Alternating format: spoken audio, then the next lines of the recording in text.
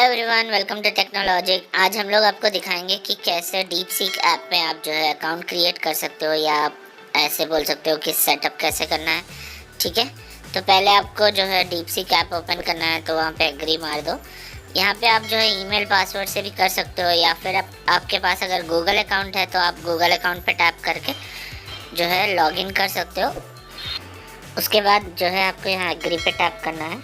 ठीक है, और गूगल अकाउंट का प्रॉम्प्ट आ जाएगा, उस पर टैप करके एग्री एंड प्रोसीड करना है। ठीक है, जैसे आप उस पर प्रोसीड करोगे तो ये देखिए आपको एक्सेस मिल गया है डीपसीक का।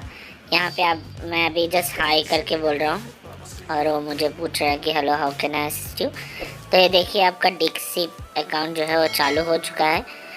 तो अब से आप जो भी आपको चाहिए क्वेश्चंस या आंसर्स या हेल्प चाहिए उनसे ले सकते हो। आई होप आपको वीडियो पसंद आया होगा। Do like share subscribe to our channel techno logic. Bye bye.